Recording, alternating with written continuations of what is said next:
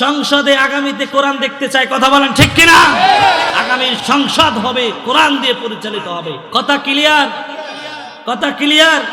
প্রিয় ভাইরা আমার, এই জন্য আজ থেকে 50 বছর আমাদের দেখা শেষ, সব দেখা আমাদের শেষ হয়ে গিয়েছে। এবার কোরআনের বাংলাদেশ। কথা বলতে হবে মুসলমান। এবার জীবন দিয়ে হলে, রক্ত দেওয়া হলে এবার কোরআন দিয়ে সংবিধান চাই। কথা বলেন ঠিক কিনা? এই জন্য কোরআন দিয়ে যদি সংবিধান হয় তাহলে আর টেন্ডারবাজি, চাঁদাবাজি, বেনামাজি থাকার কোনো সুযোগ নাই। কে বলছেন? আল্লাহ বলেছেন। এই জন্য চাই কি চাই না? রাজাকার রাজাকার নাম দিয়ে এখনো এই দেশের আলেম ওলামাদেরকে, দাড়িওয়ালাদেরকে অপমান করছে। কথা বলেন ঠিক কিনা? ৭১-এর সেই যুদ্ধে কোনো দাড়িওয়ালা রাজাকার ছিল না, আল্লামা সাইদি রাজাকার ছিল না, মতিউর রহমান নিজামী রাজাকার ছিল না, যারা ইসলামপন্থী দাড়িওয়ালারা রাজাকার ছিল না, রাজাকার ছিল দাড়ি সারাওয়ালারা। ঠিক কিনা বলুন?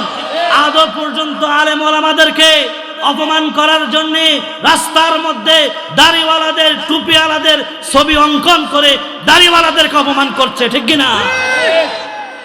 কোন দেশে আমরা বসবাস করছি? আজকে 52 বছর পরে এসেও ওলামায়ে কেরামদেরকে, দাড়িওয়ালাদেরকে রাস্তায় ছবি অঙ্কন করে তাদের ছবির উপর পাড়ায়া পাড়ায়া দাড়িওয়ালাদেরকে অপমান করছে।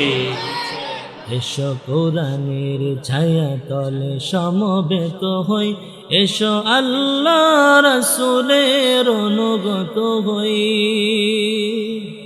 এসো আল্লাহর গুণগান করি, এসো তারি পথে জীবন গড়ি।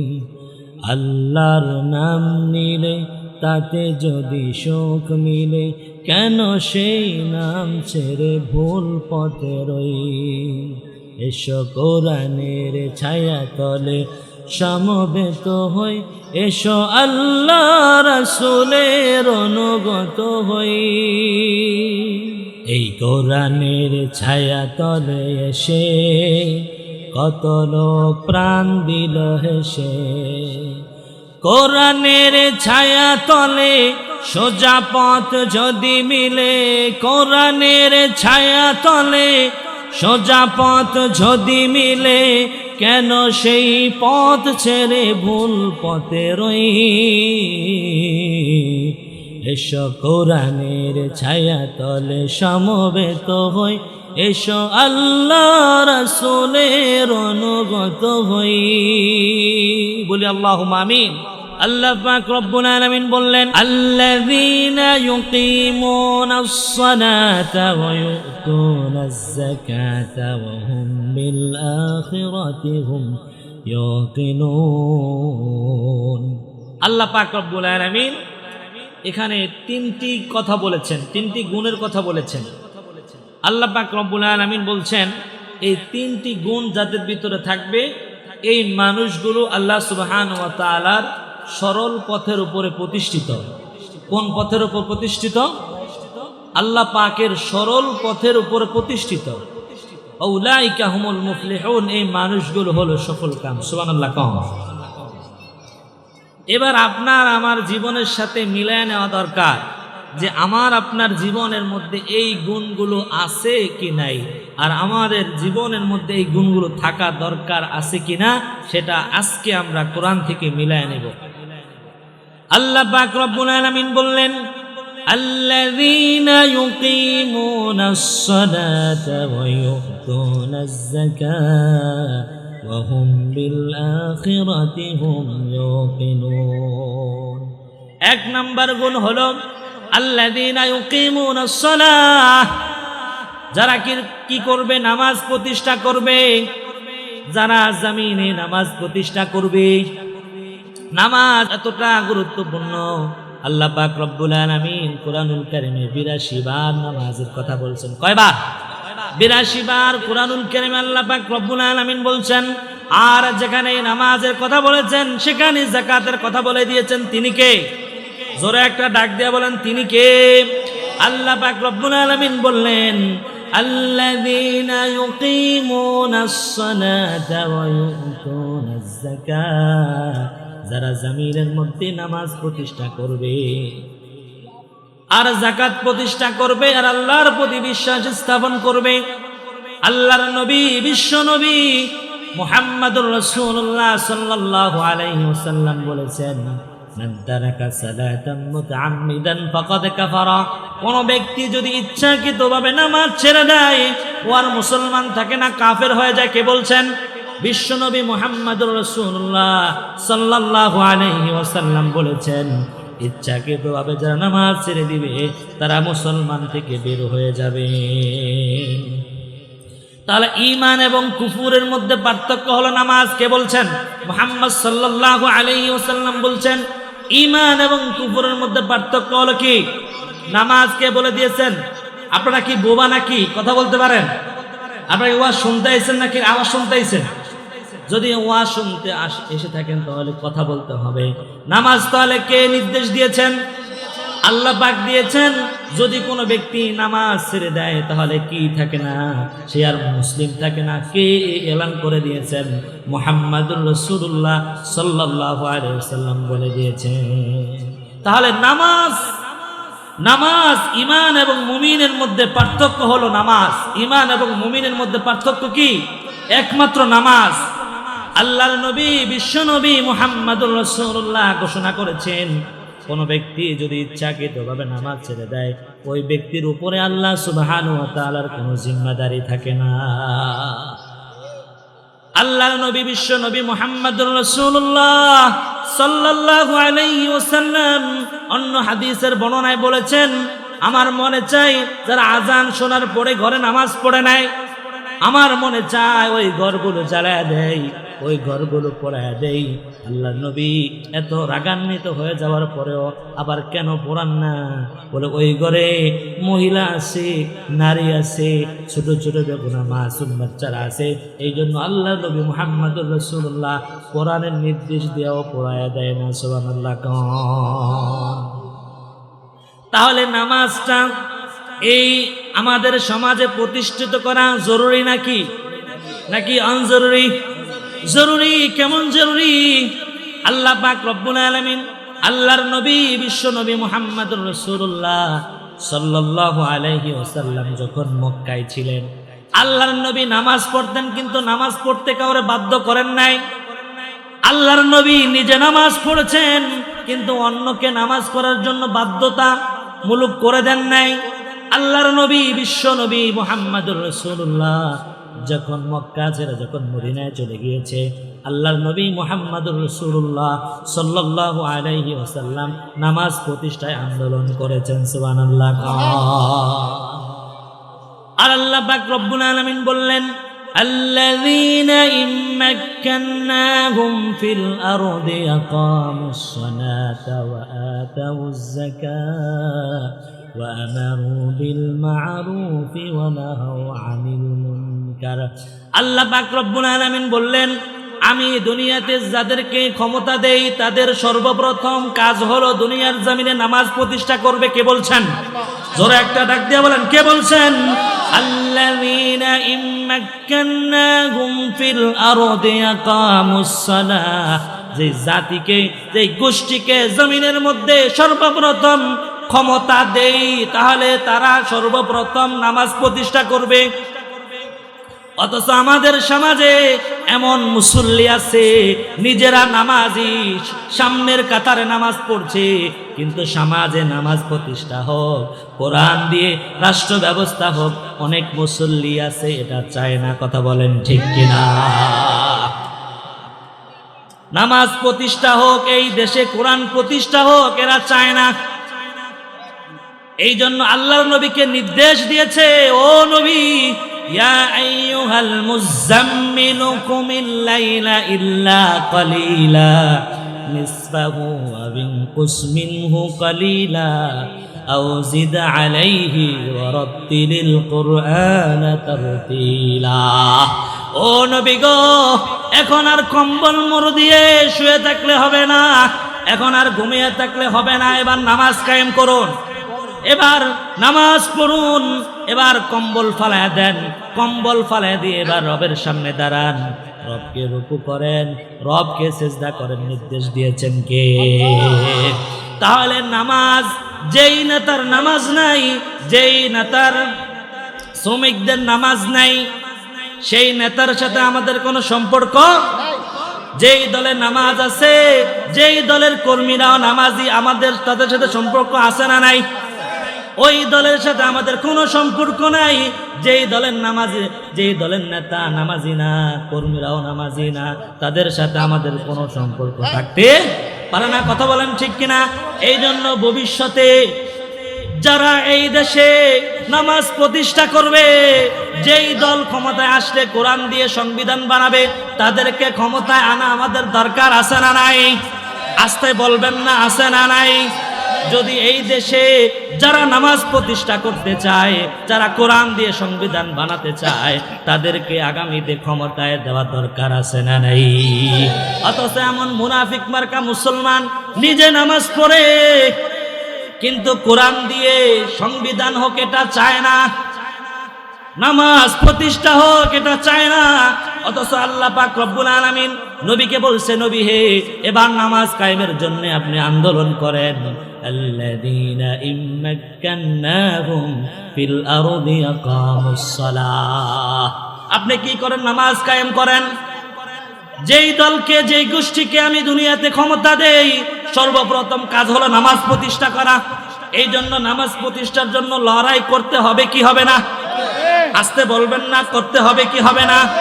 এই জন্য সেই দলকে, সেই নেতাকে, সেই কর্মীকে কিয়ামতের ময়দানে রাখা হবে।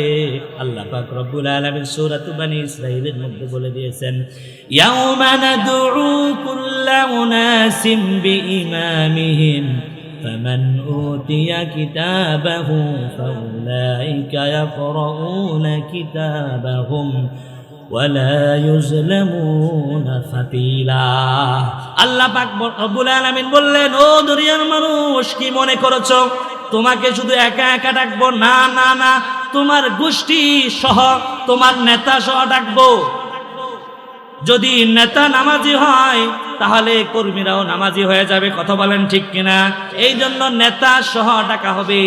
কোন নেতাকে ভোট দিয়েছো? কোন নেতার পিছনে স্লোগান দিয়েছ? কোন নেতার পিছনে স্লোগান দিয়ে মানুষের বাড়ি ভেঙেছ, ঘর ভেঙে দিয়েছ, খুন করেছো, গুম করেছো, মানুষের সম্পদ আত্মসাৎ করেছো? কথা বলেন ঠিক কিনা? এই জন্য আল্লাহ পাক রব্বুল আলামিন নেতা সহ ডাকবে। আর নেতারা বলবে, ফালা তালুমুনি ওয়ালুমু আনফুসাকুম। আল্লাহ গো, এদেরকে আমরা কোরআন দিয়া ডাকি নাই, এমনি এমনি ডেকেছিলাম, ওরা আমাদের কথায় সাড়া দিয়েছিল। সেদিন আল্লাহ পাক রব্বুল আলামিন বলবেন, যা তাহলে নেতাও জাহান্নামী, যা নেতাও জাহান্নামী, কর্মীরাও জাহান্নামী, নাউজুবিল্লাহ খান। তাহলে ওই নেতার সাথে আমাদের কোনো সম্পর্ক নাই, কোনো ভালোবাসা নাই, যেই নেতার নামাজ নাই। কথা বলেন ঠিক কিনা? কথা স্পষ্ট, কথা ক্লিয়ার, কথা ক্লিয়ার। সংসদে আগামীতে কোরআন দেখতে চাই। কথা বলেন ঠিক কিনা? আগামীর কোরআন হবে, আগামীর কোরআন হবে সংসদ দিয়ে। কথা বলেন ঠিক কিনা? আগামীর সংসদ হবে কোরআন দিয়ে পরিচালিত হবে। প্রিয় ভাইরা আমার, এই জন্য আজ থেকে 50 বছর আমাদের দেখা শেষ, সব দেখা আমাদের শেষ হয়ে গিয়েছে। এবার কোরআনের বাংলাদেশ। কথা বলতে হবে মুসলমান। এবার জীবন দিয়ে হলে, রক্ত দেওয়া হলে, এবার কোরআন দিয়ে সংবিধান চাই। কথা বলেন ঠিক কিনা? এই জন্য সংবিধান দিয়ে, যদি কোরআন দিয়ে যদি সংবিধান হয়, তাহলে আর টেন্ডারবাজি, চাঁদাবাজি, বেনামাজি থাকার কোনো সুযোগ নাই। কে বলছেন? আল্লাহ বলেছেন। এই জন্য চাই কি চাই না? এরপর আল্লাহ পাক রব্বুল আলামিন দ্বিতীয় অংশ বলছেন, ওয়ায়ুতুনাজ যাকাতা ওয়া হুম বিল আখিরাতি হুম ইউকিনুন। আল্লাহ পাক রব্বুল আলামিন যাকাত প্রতিষ্ঠার কথা বলছেন। আল্লাহ পাক রব্বুল আলামিন যাকাত প্রতিষ্ঠার কথা বলেছেন। যারা জমিনে যাকাত প্রতিষ্ঠিত করবে, যাকাত তখনই প্রতিষ্ঠিত হবে যখন এই দেশে কোরআন দিয়ে সংবিধান, আইন দেওয়া হবে। কথা বলেন ঠিক কিনা?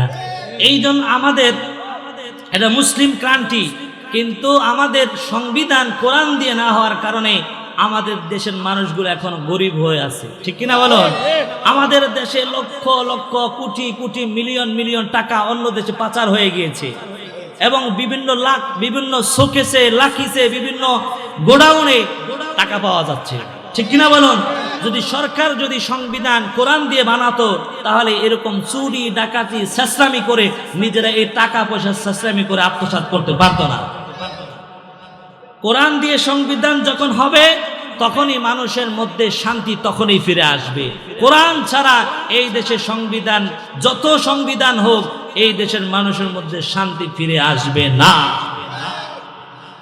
এই জন্য আল্লাহ পাক রব্বুল আলামিন বললেন কোরআনুল কারীমে অন্য জায়গায়, ওয়ামা আতাইতুম মির রিবাল লিয়ারবুয়া ফি আমওয়ালিন নাসি ফালা ইয়ারবু ইনদাল্লাহ ওয়ামা আতাইতুম মিন যাকাতিন তুরিদুনা ওয়াজহাল্লাহ ফাউলাইকা হুমুল মুদঈফুন। রব্বুল আলামিন বললেন, ও দুনিয়ার মানুষ, তোমরা যে মানুষকে সুদ দাও, সুদ মানুষের সম্পদের মধ্যে যুক্ত হয়ে বৃদ্ধি হয় না। যারা আমাকে সন্তুষ্টি করার জন্য ওমা আতাইতুম মিন যাকাতিন তুরিদুনা ওয়াজহাল্লাহ, যারা আমাকে সন্তুষ্টির জন্য যাকাত প্রদান করবে, আমি ওই ব্যক্তিদের সম্পদের মধ্যে বর্ধিত করে দেই। তাহলে সম্পদ যদি পবিত্র করতে চান তাহলে বিধান একটা, যাকাত দেওয়া, যাকাত ঠিকঠাক মতো দেওয়া। যদি যাকাত ঠিকঠাক মতো না দেওয়া হয়, এই কিয়ামতের ময়দানে বান্দার সম্পদগুলোকে আল্লাহ পাক রব্বুল আলামিন সাপ বানায় দিবেন, আর ওই সাপগুলো গলার মধ্যে পেঁচায় দিবেন। কিয়ামত পর্যন্ত ওই সাপ মানুষকে কামড়াতে থাকবে আর বলবে, তুই না আমাকে এত মায়া করে, এত মোহাব্বত করে আলমারির মধ্যে জমা করে রেখেছ, আমি সেই সম্পদ আজকে ধ্বংসন করতেছি। এই জন্য আল্লাহ পাক রব্বুল আলামিন সম্পদ দেওয়ার পরে আল্লাহ পাক মানুষকে যাকাত প্রদান করার জন্য নির্দেশ দিয়েছেন। যদি আল্লাহ পাক রব্বুল আলামিনের আইন না মানেন তাহলে আল্লাহর শাস্তির জন্য রেডি, ঠিক কি না? আর আল্লাহ যে শাস্তির কথা বলেছেন, আল্লাহ যে গজবের কথা বলেছেন, আল্লাহর শাস্তির মোকাবেলায় কোনো শক্তি আছে? কোনো শক্তি আছে? আল্লাহর শক্তির কাছে, আল্লাহর শাস্তির কাছে সেটা মোকাবেলা করার শক্তি, সাধ্য পৃথিবীর কোনো শক্তির নাই। এই জন্য যাকাত দিতে হবে। কার নির্দেশ? জোরে একটা ডাক দিয়ে বলেন, কার নির্দেশ? এটা হলো 2 নাম্বার গুণ। 3 নাম্বার গুণ হলো ওয়াহুম বিল আখিরাতি হুম ইউকিনুন। আল্লাহর যে বিচারের দিবস আছে, সেই বিচারের দিবসের প্রতি বিশ্বাস স্থাপন করা। আমানতু বিল্লাহি ওয়া মালাইকাতিহি ওয়া কুতুবিহি ওয়া রুসুলিহি ওয়াল ইয়াউমিল আখির ওয়াল কদরি খাইরিহি ওয়া শাররিহি মিনাল্লাহি তাআলা ওয়াল বা'সি বাদাল মাউত। আল্লাহ পাক রব্বুল আলামিন যে 7টি জিনিসের কথা বলেছেন, এগুলোর প্রতি বিশ্বাস স্থাপন করতে হবে কি হবে না? যদি দুনিয়ার মানুষ তোমরা আল্লাহ পাক রব্বুল আলামিন যেই বিধান দিয়েছেন সেই বিধান অনুযায়ী না চললে রব্বুল আলামিনের কাছে ফিরে যেতে হবে কি হবে না? কথা বলেন, যেতে হবে কি হবে না? আল্লাহ পাক রব্বুল আলামিন কুরআনুল কারীমের মধ্যে ঘোষণা দিয়েছেন, কুল্লু নাফসিন যায়িকাতুল মাউত সুম্মা ইলাইনা তুরজাউন। সকল প্রাণী মৃত্যুর সাথে সাধন করতে হবে, সত্য না মিথ্যে? জোরে ডাক দিয়ে বলেন, সত্য না মিথ্যে? আর আল্লাহ যা বলেন সত্য বলেন। কে বলেছেন? আল্লাহ বলেছেন ওয়াদাল্লাহি হাক্কা, আমার ওয়াদা হলো সত্য। অন্য জায়গায় বলেছেন কদ সাদাকাল্লাহ, আমি যা বলি সত্য বলি। তাহলে সকল মানুষগুলো কার কাছে ফিরে যেতে হবে? আল্লাহর কাছে প্রত্যাবর্তন করতে হবে, সত্য না মিথ্যে? কাফেররা পরকাল অবিশ্বাস করে, কবর অবিশ্বাস করে, মিজান অবিশ্বাস করে, কিন্তু মরণ অবিশ্বাস করার সুযোগ নেই। এই জন্য পৃথিবীর সকল মানুষ এটা বিশ্বাস করে যে আমার দুনিয়া থেকে একদিন বিদায় নিয়ে অন্ধকার কবরে যেতে হবে। আর আল্লাহ পাক রব্বুল আলামিন সেদিন মানুষের প্রাপ্তি বুঝিয়ে দিবেন। কথা বলেন ঠিক কিনা? যখনই কোনো নেককার সালেহিন ব্যক্তির মৃত্যুর ডাক কাছাকাছি চলে আসে, মালাকুল মাউতিল্লাযী, হযরতে মালাকুল মাউতিল্লাযী আলাইহিস সালাতু ওয়াস সালাম হাত্তা ইয়াজলিসু ইনদা রাসিহি, যখনই কোনো নেককার সালেহিন ব্যক্তির জান কবজের জন্য মালাকুল মাউতিল্লাযী আলাইহিস সালাতু ওয়াস সালাম তার শিওরে এসে বসেন, বলেন ইয়া আইয়াতুহান নাফসুল মুতমাইন্না উখরুজি ইলা মাগফিরাতুম মিনাল্লাহি ওয়া রিদওয়ানি, বলে ও রিদওয়ান আত্মা, ও পবিত্র আত্মা, তুমি তোমার রবের ক্ষমার দিকে বের হয়ে আসো। এই পবিত্র আত্মাটাকে সুন্দর রেশমি রুমাল পেঁচা রব্বুল আলামিনের জান্নাতে পৌঁছে দেয়। সুবহানাল্লাহ। আর যখন তার বিপরীতে কোরআন বিরোধী, ইসলাম বিরোধী আছে না নাই, আলেম বিরোধী আছে না নাই, মাদ্রাসা বিরোধী আছে না নাই, অথচ রাসূলুল্লাহ সাল্লাল্লাহু আলাইহি ওয়াসাল্লাম বলেছেন কুন আলিমান আও মুতাআল্লিমান আও মুস্তামিআন আও মুহিব্বান ওয়ালা তাকুন খামিস।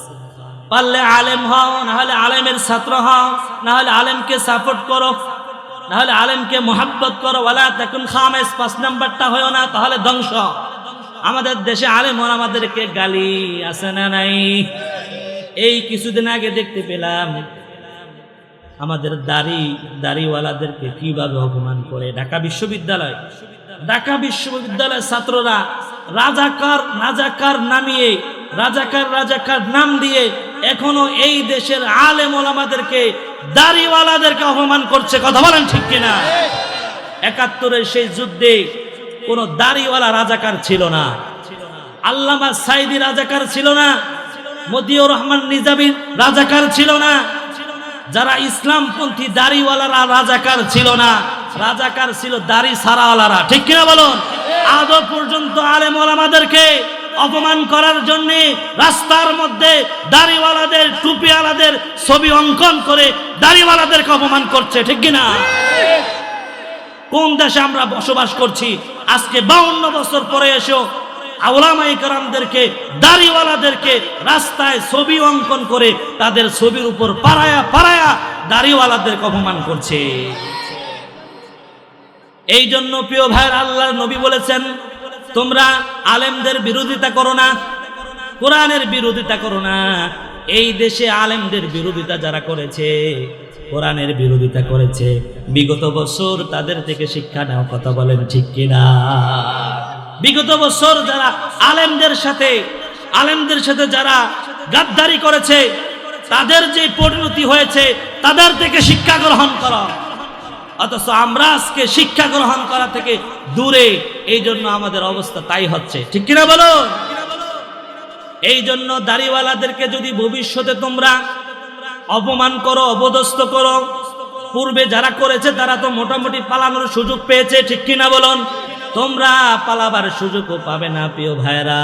এই জন্য সাবধান হয়ে যাও, ওলামায়ে কেরামদেরকে, আলেমদেরকে অপমান, লাঞ্ছনা, বঞ্চনা থেকে বিরত থাকো। কথা বলেন ঠিক কিনা?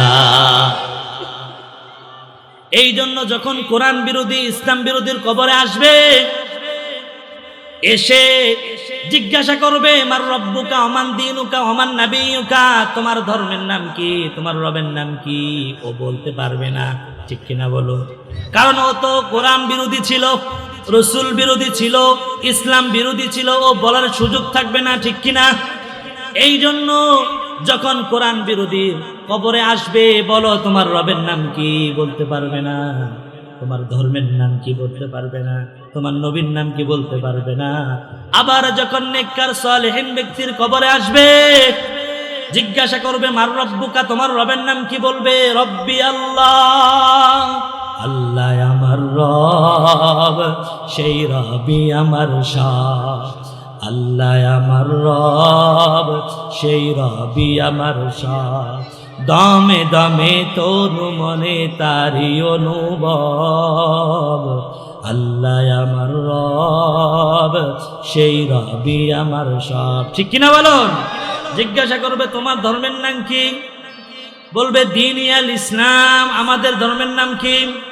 আমাদের ইসলামের নাম কি? দীনিয়াল ইসলাম। ঠিক কিনা বলুন? ইন্নাদ দীনা ইনদাল্লাহিল ইসলাম। মনোনীত ধর্মের নাম কার কাছে? আল্লাহর কাছে ইসলাম রেখে দিয়েছেন। সুবহানাল্লাহ বলেন। আবার জিজ্ঞাসা করবে, ছবি দেখাবে, মুহাম্মদুর রাসূলুল্লাহ সাল্লাল্লাহু আলাইহি ওয়াসাল্লামের ছবি দেখাবে। আতারিফু মান হাযার রাজুল, এই যুবকের চিনো? সে বলবে হ্যাঁ, এরা তো আমার নবী, আমার নেতা সাইয়্যিদুনা মুহাম্মদুর রাসূলুল্লাহ। আল্লাহু আকবার। চাঁদের সে সুন্দর তুমি, নবী আমার কামলেওয়ালা, চাঁদের চেয়ে সুন্দর তুমি নবী আমার হাবিবুল্লাহ। ঠিক কিনা? এই জন্য আমার নবী চাঁদের চেয়ে সুন্দর। ঠিক কিনা? আমার নবী সমস্ত সৃষ্টি থেকে সুন্দর। আল্লাহ পাক রব্বুল আলামিন মানুষ সুন্দর ব্যাপারে এই ব্যাপারে আল্লাহ পাক রব্বুল আলামিন কোরআনুল কারীমে সূরা দিয়েছেন। সুবহানাল্লাহ। আল্লাহ পাক রব্বুল আলামিন 4টি কসম খাইলেন। কয়টা কসম খাইলেন? 4টি কসম খাইলেন। কালামুল মুলুকি মুলুকুল কালাম, যিনি কসম খাওয়া দরকার নাই, কসম খাইলেও সত্য, কসম না খাইলেও সত্য। তাহলে কেন কসম খায়? বলে তবিয়তে ইনসান কসম খাইলে তাড়াতাড়ি বিশ্বাস করে। এই জন্য রব্বুল আলামিন নিজেও কসম খায় কথা বলে আল্লাহু আকবার। তাহলে আমার আপনার নবী চাঁদের চেয়ে সুন্দর। কে বলেছেন? আল্লাহ পাক রব্বুল আলামিন বলে দিয়েছেন। প্রিয় ভাইরা, এবার যখন কবরের প্রশ্নগুলোর উত্তর আমরা দিতে পারবো, ফায়ুফসাহু লাহু কবরুহু ৭০ যিরাআন, কবরটা আপনার আমার জন্য ৭০ হাত লম্বা হয়ে যাবে।